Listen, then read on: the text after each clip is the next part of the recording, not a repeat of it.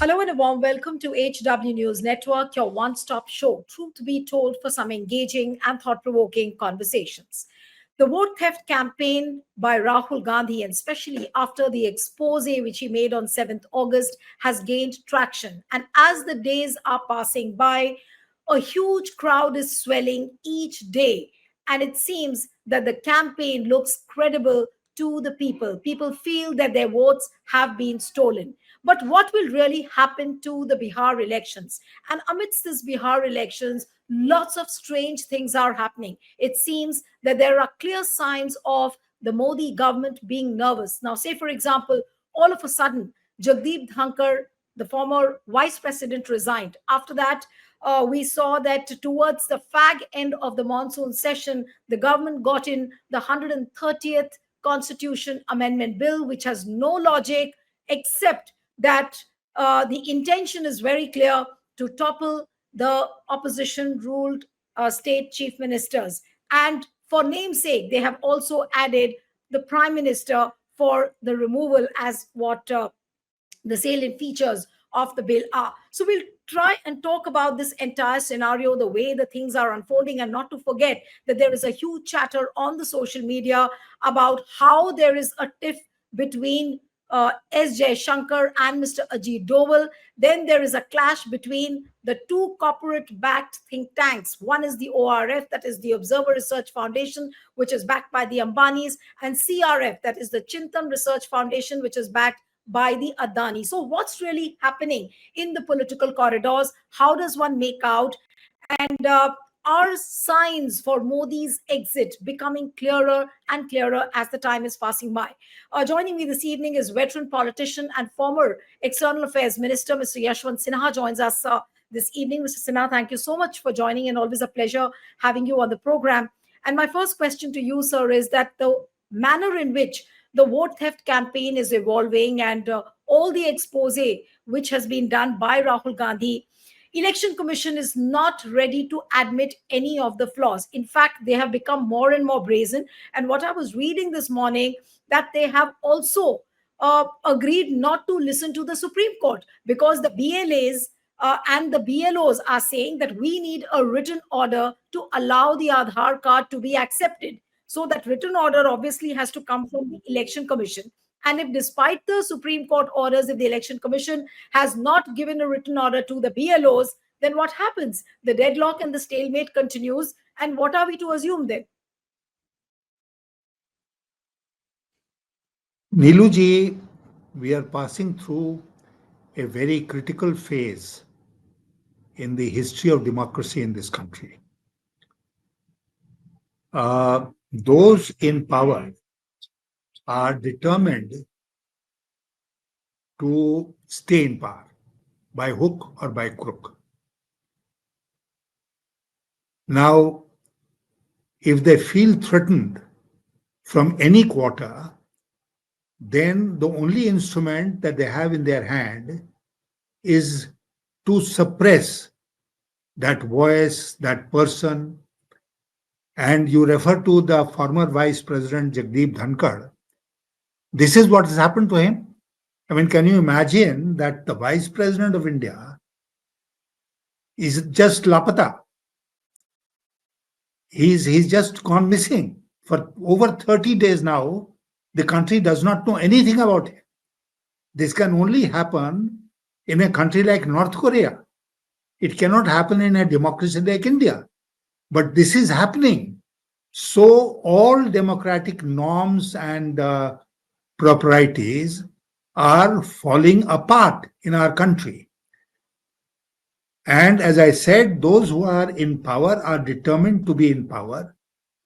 They have their allies.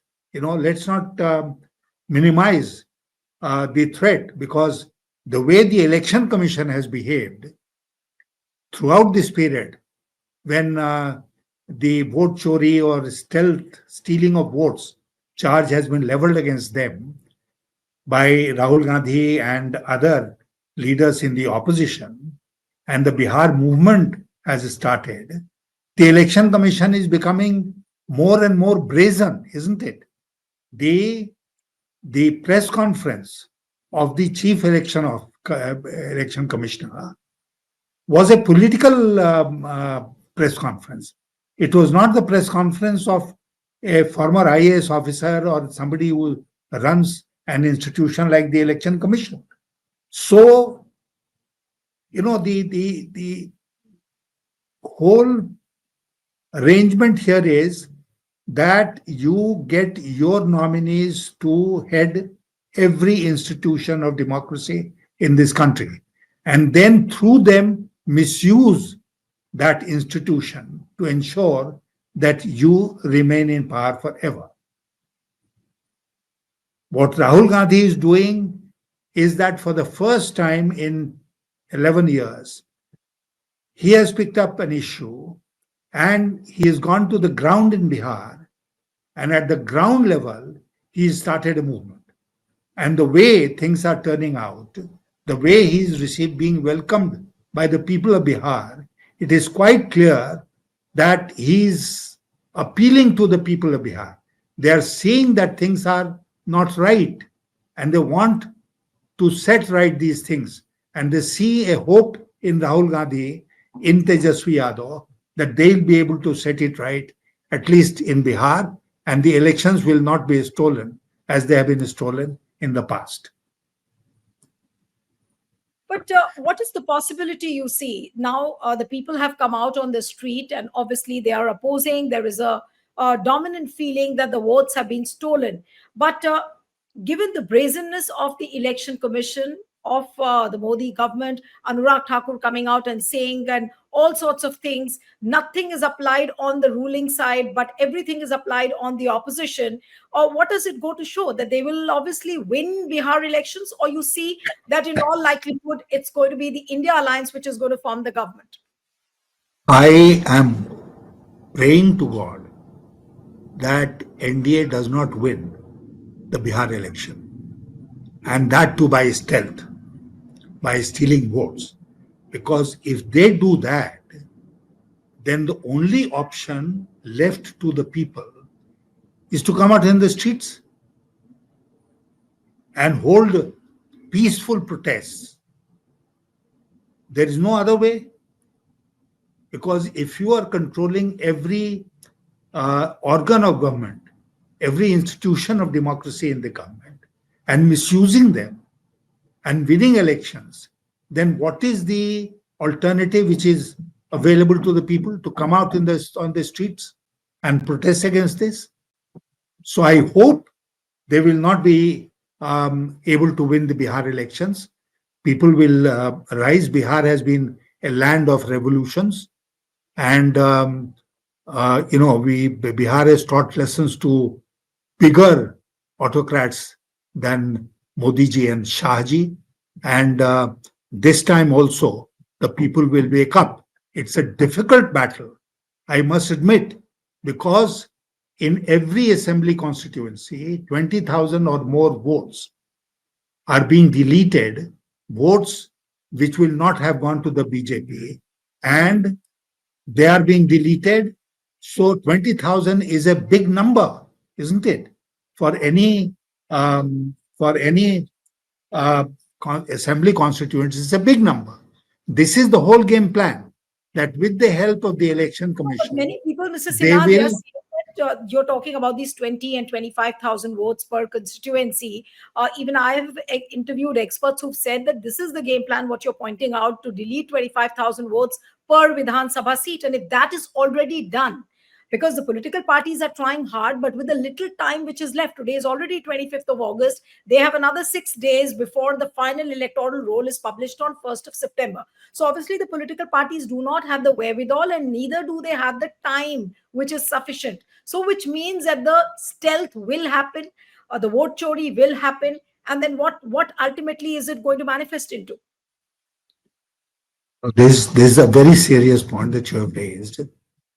And my own take on this is that if Modi Shah, along with the election commission, are determined to create a situation where they will delete those votes, which would not have gone to them, would have gone to the opposition party candidate, and win the election, then it will create a very serious situation in the country, not only in Bihar.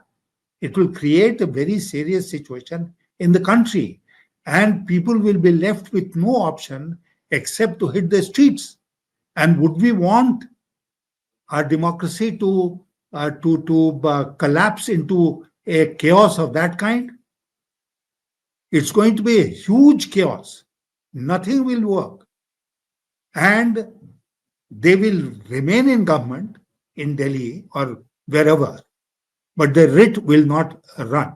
You mentioned by way of introduction that there are rumors that um, various agencies of government and people in high positions are not seeing eye to eye with each other.